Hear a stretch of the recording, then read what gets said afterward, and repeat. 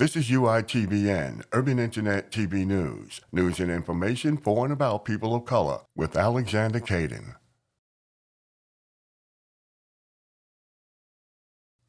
Move over, Diddy, because here comes Russell Simmons. It's been revealed that Simmons has finally been served in Bali with papers related to a defamation lawsuit filed by famed and acclaimed writer, producer, and activist Drew Dixon. Dixon filed the suit in New York State Supreme Court that alleges Simmons enacted a concerted and malicious campaign to discredit her. There's also previous allegations of sexual assault and rape at the hands of Simmons that she made public back in 2017. Now going back to P. Diddy, we get more from ABC News. Law enforcement sources telling ABC News that prosecutors have interviewed a number of Sean Diddy Combs' accusers, including those who have filed civil lawsuits against the hip-hop mogul. Sources also saying that federal agents seized computers and other electronic devices during searches of his homes here in Los Angeles and in Miami as well. Allegedly, they were looking for things like photos, videos, and other evidence that might corroborate the accuser's claims here. An attorney for Diddy calling the searches a witch hunt, saying that his client is innocent and will continue to fight every day to clear his name. I want to bring back LZ. I want to bring back my panel here. So we're bringing in LZ Granderson, along with ABC News contributor and SiriusXM radio host Mike Muse, and ABC News Victor Oquendo, who's been tracking the latest from outside Diddy's home, along with ABC News legal analyst and trial attorney Brian Buckmeyer. Thank you all for being here with us. So Victor, let's start here with you, as you've been covering this for the last few days. What more can you tell us right now about Diddy's whereabouts and where this investigation might be heading here, Victor? Kana, it has now been a few days since we have last seen Sean Diddy Combs. He was last spotted outside of that executive airport in Miami. But in the meantime, his attorney firing back, saying that his client is innocent, calling what happened here at his home in Los Angeles and in Miami a gross overuse of military-level force. We want to take you now to this new video obtained by TMZ. It appears to show Combs' home here in Los Angeles after those federal agents swarmed it this week. It has just been turned upside down. It looks like they went through every inch of the place. Cabinets, safes, left open, papers, other items all over the ground. We know that electronic devices were seized, and ABC News has confirmed guns were also found at both residences. Combs is the target of a federal sex trafficking investigation. The searches reportedly aim to gather evidence to corroborate accounts from several women who have spoken with federal investigators, with federal prosecutors.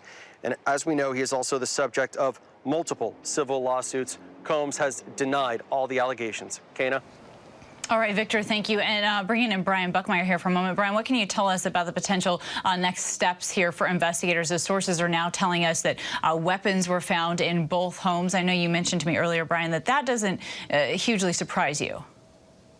Yeah, it doesn't surprise me that an individual will have weapons in their home. They could be legally licensed to him, and I haven't heard any allegations against that. They also might not be his guns, so I'm not sure how much credit I would put into that in terms of his own prosecution.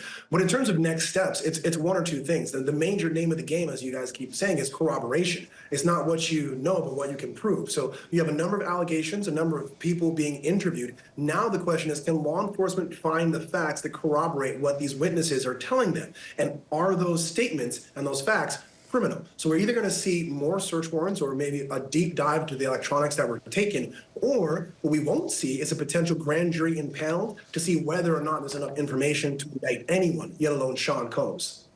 Certainly. And Mike, to you, our Aaron Katersky spoke with a former federal prosecutor. And Mike, this former federal prosecutor told him the speed in which investigators are moving tells them that this evidence is compelling. What's your reaction to that?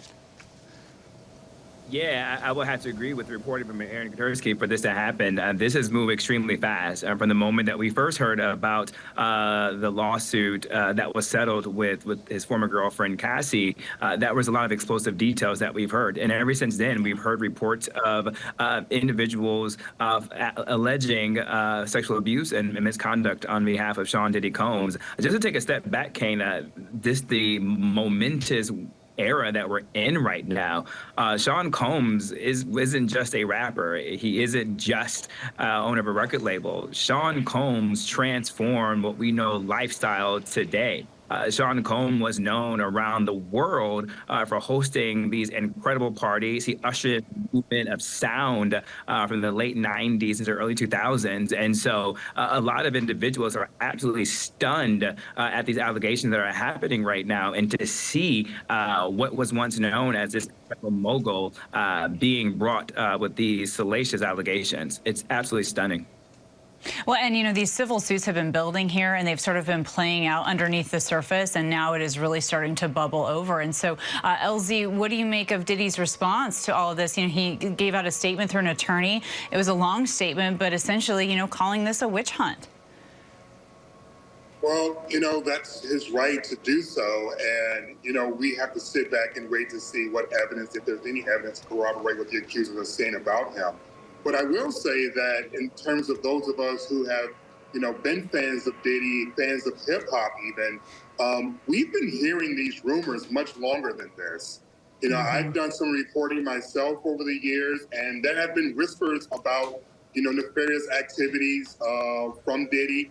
For a number of people in which I've spoken to, in addition to the fact that we know a number of comedians who've made references to Diddy being involved with nefarious activities over the years. And so while it hasn't been proven, I wouldn't necessarily call this completely blindsiding people, because there have been whispers.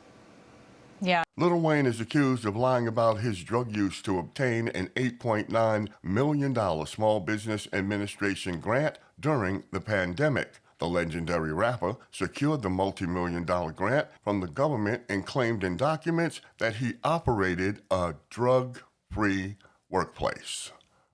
Before Dodger Stadium in Los Angeles was constructed in 1962, the area was home to thousands of residents, many of whom were Mexican, Chinese, and Italian descent. Nearly 1,800 of those families were displaced to build the stadium. Now, state legislators are considering a bill seeking reparations for those families. The Supreme Court has said Texas can, for now, use a new state law to detain and deport migrants entering or leaving the U.S. illegally, a loss for the Biden administration, which has been fighting with the state over how to secure the nation's southern border. So far, 2 bodies have been recovered from the Patapsco River since a cargo ship hit the bridge and collapsed it. When the media asked the governor about it, this is what he had to say. Governor, thank you so much for joining us. I know it's been an incredible day, night for you. When you look over your shoulder and you see the Key Bridge that way and that massive cargo ship, what goes through your head? It doesn't look real. That bridge has been here longer than I've been alive. As Baltimoreans, like that's part of our skyline. You know, 35,000 people go over the Key Bridge every single day. It's worth about $191 million of economic activity a day. It's a core part of who we are. And so looking at that and knowing the heartache that a lot of families are feeling right now, it still doesn't feel real. At least 137 of nearly 300 Nigerian children abducted more than 2 weeks ago from their school in the northwestern state of Kaduna have been released. Will Smith got into a situation while driving in Malibu, California.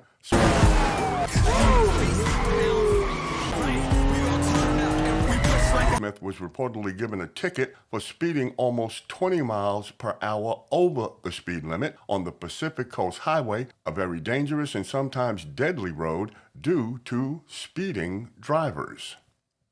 Former President Donald Trump is now selling Bibles for $59.99 as he tries to raise money to return to the White House. A federal judge has finished handing down prison terms of about 10 to 40 years to 6 white former Mississippi law enforcement officers who pleaded guilty to breaking into a home without a warrant and torturing 2 black men in an hours-long attack that included beatings, repeated use of stun guns, and assaults with a sex toy before one of the victims was shot in the mouth. The U.S. District Judge called the culprits' actions egregious and despicable and gave sentences near the top of federal guidelines to 5 of the 6 men who attacked Michael Corey Jenkins and Eddie Terrell Parker. Here's even more on this crazy story. In Mississippi, 6 former law enforcement officers called the Goon Squad have received prison terms that add up to more than 130 years from the feds. All have pleaded guilty to torturing 2 black men during a racist assault.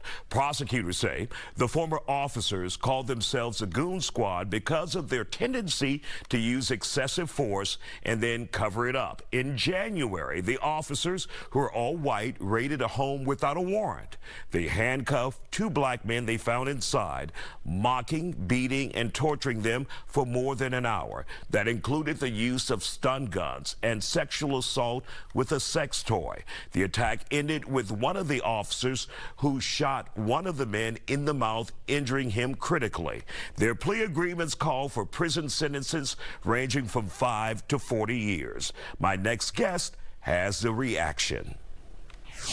And joining us on The Factor Uncensored to talk about this incredible story out of Mississippi is attorney and former judge and former police officer. And because of those experiences, Charles, we wanted you to talk about this. I mean, it's just mind-blowing what these 6 officers, 5 deputies, 1 police officer did, and they call themselves the Goon Squad. Your thoughts about this? Well, what is coming out during the sentencing, where you're hearing some horrifying testimony from the victims, is a culture that many people have complained about in America for years. And for people that don't have the perspective, right, that don't have the vantage of this consistent mistreatment that we see in impoverished communities of color in some areas, which you don't see in all areas or even in most areas of this country, is you see this widespread oppression that is known, that people are as palpable, but nothing else occurs, and there is no oversight. And it comes to when you don't have oversight on police power, there is a tremendous chance for corruption to occur. And what happened here is racially charged. It's sexual violence. It's incredible in its scope. And frankly, I don't think the sentences, the worst offender got 40 years. But I don't think the sentences were, in fact, tough enough. I think these men should all spend the rest of their lives behind bars. You've been watching UITBN, Urban Internet TV News with Alexander Caden. For more news and information for and about people of color, be sure to like and subscribe to UITBN.